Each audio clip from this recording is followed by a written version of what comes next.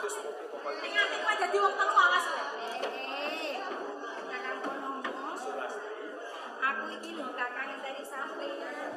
Mosok kangen banget sakjane atiku Kakang. Ya sing pangapurane suas. Yen to tekan kuwi pinggir sendang kene Pradan. Nanging satenane kabeh ora jinarakan akeh gawean sing ditarakun. Kaya ngono ya aku Mergo kedawa rasukanku karo tak gelak lagi. Kaya temokon papan iki. Lan sawise kelakon ketemu papan karo. Nanging aku ora bisa tak gambarake. kaya ngono Kakang. Tresnaku kelawan sampeyan kuwi tulus letan sing batin Kakang. Ning papan kene aku bakal sumpah ing pengarepan Kakang Purnomo. Ing besok yen tak ora kelakon mau bebarengan kelawan sampeyan, ketuwung aku mati Kakang. Lho kuwi tenan Kakang. Yen kaya ngono tresnamu karo aku suwas. Meminta marang panguasane Gusti. Muga wae sambungan tresna antaraning aku lan kowe iso langgeng nganti pemutaning akhir. Ya mung kowe sing tak tresna. Kaya ngono Kakang, sampeyan kudu janji kelawan aku. Janji. Aja nganti sampeyan iki gawe belaning atiku ya. Menawa ing mengkon gegek malah kowe. Lho, lah kok iso aku lho Kakang. Mengkono bocah lanang sing luwih bagus, sing luwih sugih, banjur kowe kapiluyu karo bocah lanang kuwi mau. Kuwi dudu watakku Kakang. Senajan to sampeyan iki wong ora duwe paribasan kere kepiling bali, nanging tresnaku ki tulus lair tumus sing batin kelawan sampeyan Kakang Kuwi Purnomo. apa sing dadi? Iya Kakang. Lasri, Kakang Purnomo. ing mengkono aku bakal tanggung jawab teko nang lamar karo Kristus. Kaya ngono sing Kakang.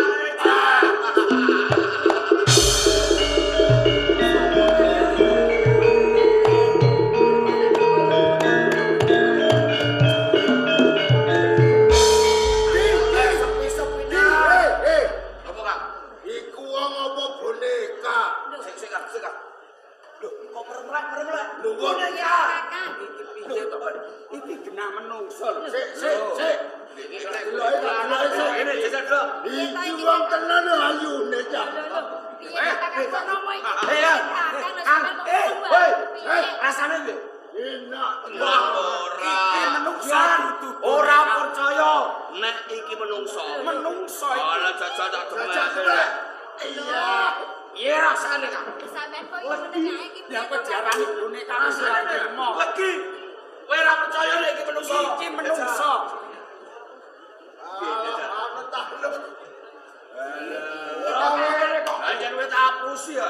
Kowe wong telu wis percaya to? Ya. Iki menungso dudu boneka. Saiki aku lagi percaya. Jenengmu sapa? Aku Purnomo.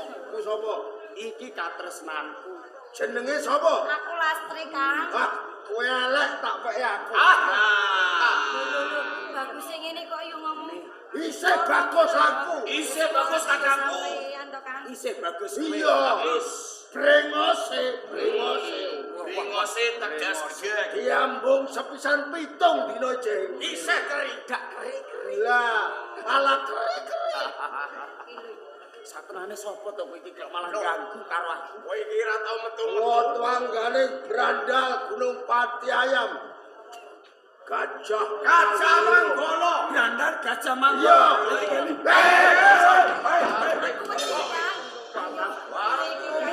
Gajah Manggolo. Tolong wae piye kamu? Kowe tau krungu apa wis krungu iki? Aku wis krungu yen Krungune piye? Brandal Gajah Manggolo iki wong sing kejem menungso sing wengis. Najan saben-saben ana manungsa sing duweni bondo donya yen ora diweni bakal dipateni. Aku pengen urip ayo baru. Sik. Saiki wis ngerti Gajah Manggolo kaya kepiye wonge. Mula yen kowe kepengin urip, calon bojomu kowe wene Kakang. Lho, Calon bojoku diwenehke Gajah. Iya. Yo ora bisa iki kabeh. Kowe kepengin ngono kene? Entuk nang kowe dhewe. Sing tinggal Yo ora bisa. Lho, aku tresno karo. Rodo paripeksa. Entuk apa ora? Entuk ora? Entuk ora?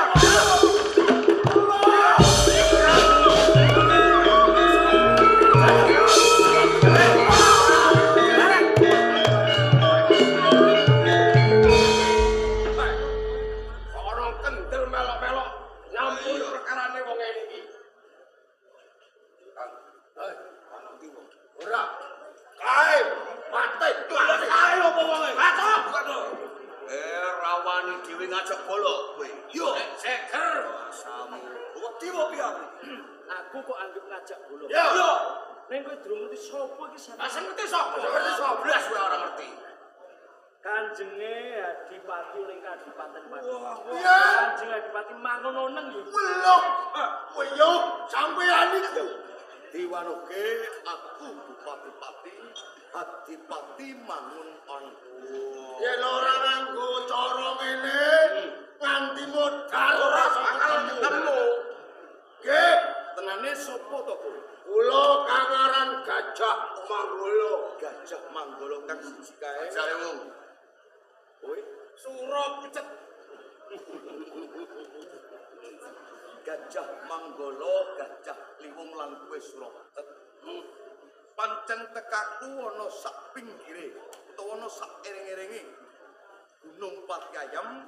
Pancen aku sengaja goleki kowe-kowe kabeh. Hah, menawa itu bantuan iki ngono. Umpama pun ketemu ajeng napa? Radene iki wis gawe ora tentrem ing Kabupaten Pati. Mula yen to kowe gelem manut isih gedhe sih palimer mati. Isih gedhe pangapuraku tumrap kesalahanmu. Nanging yen to kowe mbondo kalani, aku bakal ngrampungi perkara. Kanjenge tembung kula niku pun cetha. Kula pengen gawe geger teng Kadipaten Pati. Cara wong nyebrang niki kula pun tekan tengah. Bacot nggih glebos, mundur nggih telas. Dadi kula tetep bacot gawe geger. Kowe mbacot, aku sing bakal ngrampungi. Adep maneh. Adep ya. Ora ngerti sapa Gajah.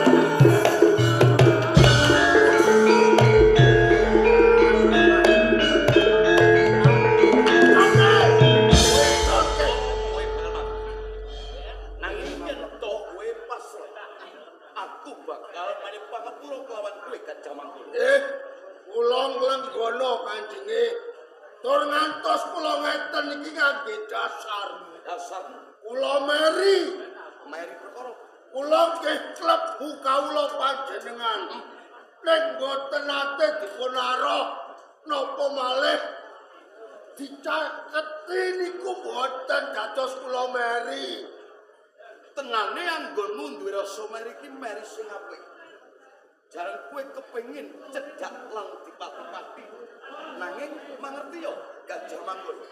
Tanggung jawabe sawening dipati kuwi ora enteng. Siji upama tak cedhaki, kang siji mesti bakal meri. Mula kabeh kawulaku ning pati ora bakal beda-bedakake. Kabeh siji tak mbang cindhe, liyane uga bakal tak mbang cindhe. Kanjenge kandheng kula pun kalah kalih jenengan. Kula manut lamun to kula paringi gesang matur nuwun umpami pidana pati niku pun jumbuh kalih pendamelan kula. Jeneng wong nggono piapik. Yen to kowe saiki manus kanggo nebus kaluputan sing wis gawe kapitunaning Kabupaten Pati uga gawe ginsing kawula ing Kabupaten Pati. Kowe bakal tak patrapi pidana, kowe bakal tak lebokke ning pagunjaran.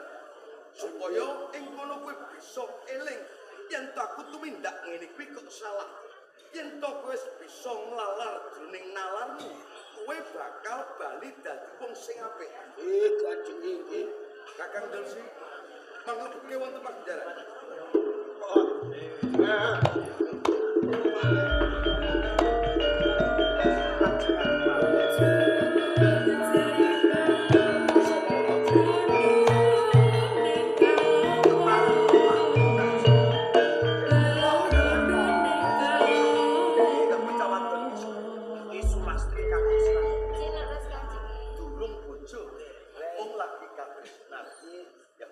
Ini ya Purnomo lan wis Lasti.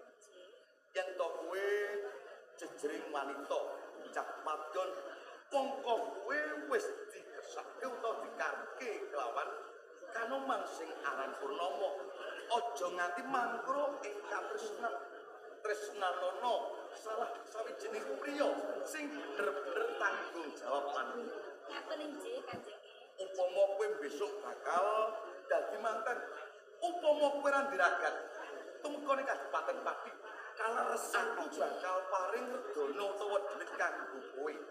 Menika kaleresan Kanjeng. Jalaran angin kula kepengin ketemu bojo kali Sulastri niku mboten gataragat blas. Ora ndiragat nggih sakno Malah sakno. pun ayo jejere ngaku bupati ya bakal paring duit kelawan kowe kanggo dadi manten. Nggih sumbangan nggih. Yo aja kuwatir. Matur nuwun. Wis ndang wis bali. Engko yen ana apa-apa tumekane Kadipaten Pati.